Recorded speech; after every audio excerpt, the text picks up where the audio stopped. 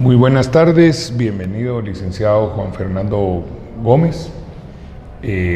Vamos a tener esta tarde un conversatorio dirigido a las personas que cursan el doctorado en Ciencias Forenses e Investigación Criminal. Y en este módulo que estamos tratando hemos conversado sobre la prisión, sobre el sistema penitenciario en particular. Yo quisiera hacerle una pregunta para que la comparta con las personas que nos miran y nos escuchan, que son fundamentalmente los colegas que cursan el doctorado, pero también llega a las personas que están estudiando maestrías y alumnos del pregrado.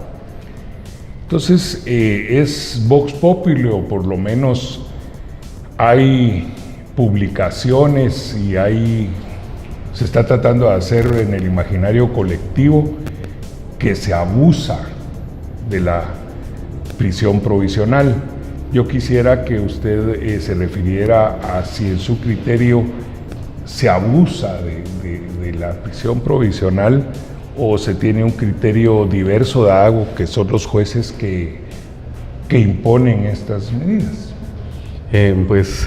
Bien, doctor, yo creo que voy a tratar el tema desde dos visiones, una desde el punto de vista criminológico como tal y el otro desde el punto de vista procesal, digamos, tratando de unir dos concepciones que al final vienen de diferente punto, digamos, pero que al final yo creo que aterrizan en el mismo y me va a ayudar a razonar en relación a qué pienso en relación a la prisión preventiva. Digamos, desde el punto de vista penal, recordémonos que la finalidad del proceso penal como tal es pues, tener a una persona que se presume que ha cometido un delito, un hecho delictivo, pues, primero sometido al proceso para posteriormente, si se logra vencer el tema de su culpabilidad, pues que sea sentenciado, digamos. A partir de ese punto yo considero indispensable ver esa parte de la criminología, en entender el fenómeno social del delito, en entender por qué una persona delinque. Desde ese punto yo creo que la sociedad guatemalteca percibe a la prisión como un castigo inherente, digamos, a salirse de las reglas de la sociedad y cometer algún delito. Ante ese punto de vista social, de que la persona considera que el delito debe ser castigado y se ve a la cárcel, a una prisión como tal, como un castigo, yo siento que ahí comenzamos a tener una diferencia bien grande en relación a qué es la prisión como tal. Procesalmente, hay una cuestión interesante que vale la pena analizar. Recordemos que estamos en dos momentos. Una primera parte en una etapa procesal de investigación, cuando existen dos supuestos. El primero de ellos es específicamente que se crea la posibilidad de que la persona puede separarse del proceso, extraerse del proceso penal y por lo tanto pues pueda huir, digamos, que no se pueda someter al proceso. Y la otra parte específicamente es de que vaya a obstaculizar la investigación. Esos dos presupuestos son claros dentro de nuestro ordenamiento jurídico y pues ello nos lleva a pensar que razonablemente debe velarse por esas dos situaciones principales.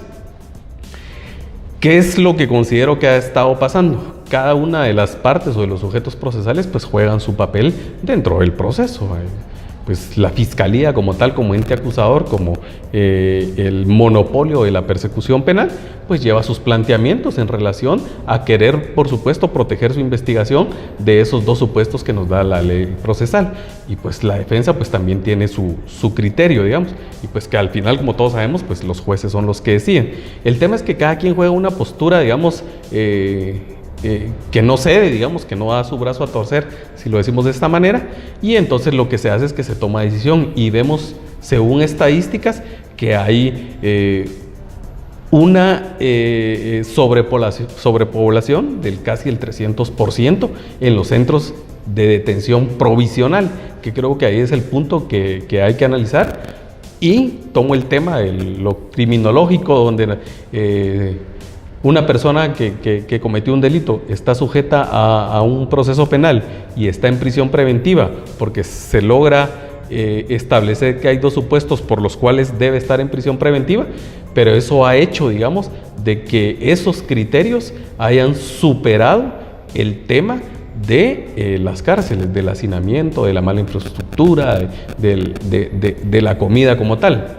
Ante ese sentido también hay que hacer una pausa, que en ese momento la persona no se le ha, aún no se le ha roto el tema de su inocencia, o sea, esa persona por garantía constitucional aún sigue siendo inocente. Sin embargo, esta persona que está sujeta a prisión provisional o preventiva, pues ya lamentablemente ya está sufriendo los problemas de la mala adecuación de las cárceles como tal. Y teniendo en consideración que la población ve eso como realmente como un castigo, como con ese pensamiento de que realmente una persona que comete un delito debe estar en prisión, eso es lo que nos ha llevado, considero yo, a tener esos índices altos de sobrepoblación y estar en las condiciones que se tienen, por un lado. Y para el otro, para ciertos grupos, digamos como el tema que nos aqueja mucho, el tema de los grupos criminales, de los mareros específicamente, pues es otra parte que hay que analizar, porque también para ellos estar en prisión preventiva es una forma de estar juntos, de poder seguir delinquiendo desde las cárceles, y nos lleva a otro gran problema. Otra vez volvemos a la sociedad hacia afuera, a tener el tema de las extorsiones, el pago de todas las rentas que se hacen en los buses, el tema de los asesinatos por no extorsiones. Entonces al final es en conjunto, digamos, es una cuestión de que hay que ponerle mucha atención, derivado a que primero él hablaba de ciertos tipos de delitos, digamos, pero también en base ya a estructuras criminales, como el tema de las pandillas. Esto ya nos lleva a nosotros a tener otro análisis, porque hablamos primero de las personas que están sujetas a prisión preventiva y posteriormente el tema de que para qué sirve realmente entonces al final una prisión en prisión preventiva. Por otro lado, pues está ya el tema de cuando una persona ha sido sentenciada, digamos, y ya hay una sentencia firme, pues que debe cumplir como una pena, y si en este caso se le impone una pena de prisión, ya creo yo que ahí es el tema de ver la rehabilitación como tal, ¿verdad? Ya esa finalidad del derecho penitenciario acompañada, pues por supuesto, del derecho penal. Correcto. Yo quiero regresar a la pregunta original y aprovechar a su exposición que ha hecho. Regresar a si su criterio es, entre comillas, si se abusa de la prisión. El tema abuso no lo concibo como tal, puesto como le explicaba al inicio, existen las posturas tanto de defensa como de fiscalía, y ante esa situación pues cada quien argumenta, y que es parte de las finalidades también del proceso como tal, establecer, digamos, con argumentos y con pruebas, si los dos supuestos que nos establece nuestra legislación procesal pues realmente se cumplen, y ante esa decisión pues el juez toma una decisión. Entonces considero en ese sentido de que lo que existe al final como tal, digamos, para no, por esa concepción que le digo yo, de que al final ambas partes juegan un papel importante en defender, uno la hipótesis fiscal y el otro quebrantarla, pues al final el juez es el que toma la decisión, pero el juez la toma o debiese tomarla con independencia, con los razonamientos en base a los presupuestos procesales. Entonces, lo que sí le digo yo es que hay que también tomar en cuenta que la aplicación de la prisión como preventiva como tal, pues como la doctrina lo establece, es de última ratio, o sea, es lo último que hay que aplicar.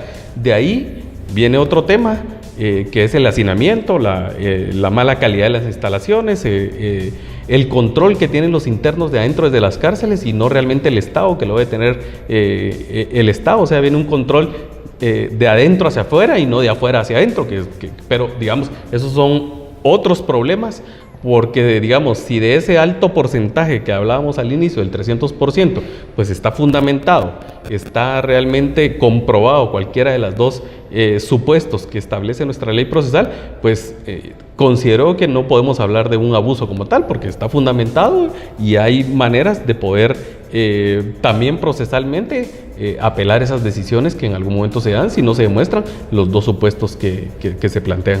Correcto. Actualmente en criminología hay un concepto ampliado de criminalidad tratada. Ya no solamente aquellos que están cumpliendo condenas, sino los que están provisionalmente.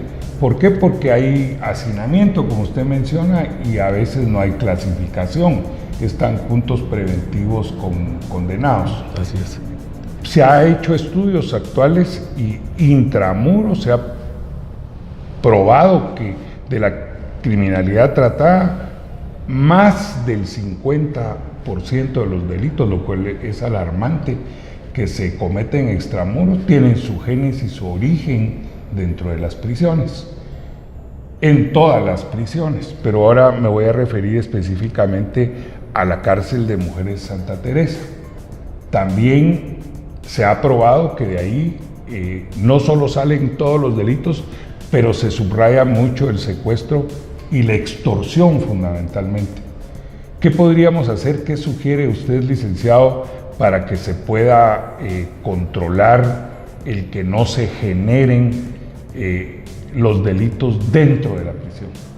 Yo creería que al final es un tema, digamos, institucional, es un problema de Estado. Mientras el Estado no recupere el poder tener control sobre los internos, sobre las cárceles como tal, yo pienso que ese es el origen de que comienzan a surgir todos los problemas. Luego vemos todo el tema de la ocupación que debe tener la gente dentro de o en este caso las privadas de libertad, dentro de los centros de reclusión. Por ejemplo, le doy el tema de que si hay una persona que es adicta a algún tipo de droga, entonces lo que se le hace generalmente en el tema de las prisiones preventivas es evitar, por supuesto, que el consumo de la adicción que tenga, pues bloquearla. Pero al final, como esto es una enfermedad, entonces las personas buscan la manera de conseguir o satisfacer esa necesidad. Contrario a eso, ¿qué es lo que se puede hacer para darles un tratamiento especial? Pues tratarlo como una enfermedad como tal. Entonces, lo que no quiero decir que se promueva, digamos, el consumo de drogas dentro de un penal, pero la persona físicamente lo que necesita o lo que requiere es un tratamiento. Entonces, hay que darle este tratamiento, porque entonces aquí viene el tema que usted hablaba del inicio. Para conseguir ese dinero, para poder uno sobrevivir dentro de la cárcel, porque a lo interno está el control de las reclusas, necesitan dinero. Para saciar ciertas necesidades de adicciones, lo que necesitan es dinero. Entonces, ¿eso qué lo lleva? A maquinar de tal manera un sistema que les permita generar el ingreso para suplir esas necesidades. Entonces, si hay alguien que es adicto o alcohólico, pues hay que tratarlo como tal, debe llevar un tratamiento específico. Pero si se le bloquea totalmente a una persona que es alcohólica, pues el problema él lo va a mantener y su adicción no se le va a quitar con el tema de eliminarle de eliminarle el ingreso, digamos, pero sí necesita un tratamiento específico. Entonces, en tanto no se resuelvan ese tipo de problemas personales para cada una de las personas, pues yo creo que va a haber forma de que se involucren. Y también viene un tema aquí, considero yo, de machismo y principalmente en el tema de mujeres. Recordemos que, vuelvo al tema de las pandillas, pues las pandillas regularmente, digamos, operan de una manera misógina. Entonces, en esa relación de poder que tienen las pandillas hacia las mujeres, pues hasta cierto punto son obligadas a delinquir dentro de la cárcel para generar ingresos, no solo para ellas, sino que también para la pandilla como grupo criminal, ¿verdad? Licenciado, continuando con nuestro tema, yo quería hacerle un cuestionamiento. Una de las partes fundamentales del sistema penitenciario son las edificaciones. Las edificaciones sirven para clasificar a los presos, para proveerles su rehabilitación, sirven para que los empleados penitenciarios puedan estar, no se prisionalicen. Entonces, de acuerdo a lo que conocemos y a lo que usted con su experiencia ha tenido, ¿qué le parecen respecto a la rehabilitación y reinserción social nuestras edificaciones? Sí, yo creería que el tema de la infraestructura es un tema básico y principal, digamos, para pensar en el tema primero de rehabilitación. Yo creo que si retrotraemos en el tiempo, pues las construcciones de nuestros centros carcelarios pues son antiguas. Y aparte de que son antiguas, tomemos en cuenta en el momento en que fueron construidas, nuestra población era un número totalmente diferente. También nuestras instituciones de justicia eran más pequeñas. ¿Qué ha pasado? Por ejemplo, con el Ministerio Público, que ha tenido un crecimiento y ha tratado de tener cobertura en diferentes partes del país, no solo a nivel de los 22 departamentos, sino que también a través de todos sus municipios. Entonces, la cobertura ha sido más. No es que, si bien es cierto, lo que ha habido es un incremento de gente que está sometida a un proceso penal, no es porque haya crecido la delincuencia o sea, digamos que hay un rebrote, un repunte de eso. Lo que ha sucedido es que a través de esa cobertura pues hay menos cifra negra. Eso ha llevado a que las investigaciones pues lleguen un poquito más. Y nuestro sistema carcelario no ha crecido. Nuestro sistema carcelario sigue de la misma manera que hace 30 o hace 35 años. Entonces es una relación prácticamente numérica en relación al crecimiento de la población, al crecimiento de la institución, en este caso, que tiene la persecución penal, y eso por supuesto hace que se visualicen más tipos de delitos. Eso nos lleva a lo que estamos hablando en este momento, a su pregunta en relación a esa sobrepoblación. La cantidad de personas, y que repito nuevamente, el tema del 300% de la sobrepoblación, pues tiene que ver mucho con eso. Hay personas dentro de las cárceles, dentro de los centros preventivos, digamos como tal, que para un espacio de 4 por 3 metros están entre 15 y 20 personas. O sea, eso es inhumanamente es que una persona pueda vivir cómodamente en un lugar, y no es, digamos, el tema de que viva cómodamente, sino que para los dos presupuestos que existen, pues es tenerlo, digamos, resguardado y sometido a un proceso penal. Entonces, el tema de la infraestructura, de hecho, han habido esfuerzos en querer hacer más centros de detención, que esa no es la solución, ¿verdad? O sea, solo me hago referencia al tema de la sobrepoblación, porque yo soy del criterio que el tema es la prevención para evitar este tipo de problemas, que de igual manera no solo o exclusivamente son problemas de Guatemala, sino que es un problema a nivel, digamos, por lo menos regional en Latinoamérica. Entonces, el tema de la infraestructura, que tampoco sea adecuado a las necesidades actuales. O sea, hay formas o hay criterios, digamos, para establecer qué tipo de prisión podía ser utilizada para ciertos perfiles, digamos, de personas que pueden estar en ciertos lugares. No es lo mismo, digamos, para el tema de la clasificación que se hace en el derecho penal para un tema de un delito considerado como menos grave, o un delito que sobrepasa los 5 años y pues que ya se puede considerar como delito grave. Por supuesto, siempre estamos en el tema de la prisión preventiva, que todavía no se ha roto el tema de la presunción de inocencia de la persona, pero sin embargo, si ya está sujeta a un proceso penal es porque ya hay una investigación, y es porque ya hay una teoría, hay una hipótesis fiscal y una teoría del delito que puede llevar a comprobar que esta persona podría ser culpable del hecho que se le imputa. Sin embargo, ni siquiera esa clasificación existe. Entonces, no existen las condiciones ni de seguridad, ni de infraestructura, ni de salud que puedan, digamos, permitirle a una persona guardar prisión preventivamente. Y sin embargo, si ya se dio la opción, ya está planteado el tema de los brazaletes electrónicos, es algo que todavía no se ha puesto en función, que yo creería que para ciertos delitos es necesario y menester, digamos, aplicar ese tipo de medidas para que puedan, digamos, desahogar un poco el tema de las prisiones, de la prisión preventiva como tal.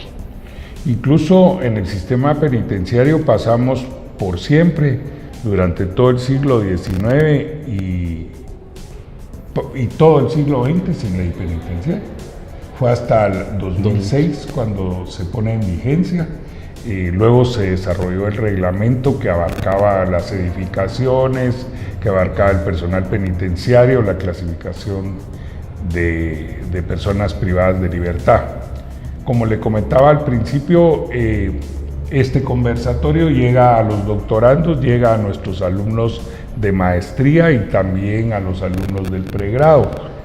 Respecto al tema de las medidas de seguridad, de los aspectos que usted nos ha abordado sobre el abuso, que mal dicho, sobre la prisión preventiva, ya que son los jueces los que deciden y Entendemos, como usted lo ha dicho, que cada una de las partes tiene su hipótesis y la plantea y es el quien lo resuelve. Quisiera pedirle que nos diera un mensaje, ojalá y alentador, de qué podemos hacer con esta situación tan caótica que vivimos. Pues yo considero necesariamente, y por eso he aplaudido la iniciativa de la universidad de querer formar profesionales académicamente en estas áreas, principalmente en el tema de justicia, principalmente en el tema penal, porque a través del conocimiento, a través de lo que vayamos aprendiendo, es un buen momento a recapacitar para poder tener buenos profesionales, los cuales tengan el suficiente criterio para poder apoyar el tema del sistema de justicia. Hay un ejemplo claro en este momento de lo que hablamos de la sobrepoblación, pero eso no necesita más que un análisis, no solo jurídico, porque esto se sale de lo jurídico, porque como explicábamos al inicio, hay 2 partes o 3 partes procesales que juegan el papel importante, digamos, pero los que apoyamos el tema de la investigación criminal, ya sea desde el lado de peritos, ya sea desde el lado de consultores técnicos, digamos que es un gran campo abierto que hay que explorar, que la universidad da la oportunidad de sentarse, de estar allí y de poder promover profesionales. Yo creo que al tener la conciencia, al estudiar, al saber nuestro trabajo desde el lado de la criminalística, sea de laboratorio, ya sea de la criminalística de campo, pero sobre todo no dejar por un lado el tema de la criminología como tal, nos va a ayudar a entender, nos va a ayudar a recapacitar de que el delito es un fenómeno social como tal y desde ahí lo debemos atacar. Académicamente se pueden formar buenos profesionales, los cuales van a tener criterios diferentes y por supuesto no le voy a achacar la culpa a la población de lo que dije al inicio, de que la gente piensa que la cárcel es la salida o la forma de resolver nuestros conflictos. Al tener gente preparada para ese campo, yo considero que va a ser lo mejor porque vamos a tener conciencia de que la forma de solucionar nuestros problemas sociales no va a ser el derecho penal, sino que va a ser llegar al tema de la educación, al tema de la salud, al tema de la seguridad, que básicamente ahí es donde radica, digamos, el tema de que una persona que no es justificable, pero que se sale del ordenamiento jurídico y pues puede cometer un delito. Entonces yo creo que lo más importante es la formación académica que podamos tener para poder entender doctrinariamente, científicamente y profesionalmente un fenómeno como lo es la prisión en Guatemala. Muchísimas gracias, licenciado, y justamente estamos apostando a la justicia criminal en la Universidad de Occidente y formando profesionales. Todos ustedes del doctorado son protagonistas de la política criminal del país y vamos a estar en mejores condiciones todos de finalmente ayudar a quienes queremos, nuestros destinatarios, que es la población guatemalteca. Exactamente. Muchas gracias.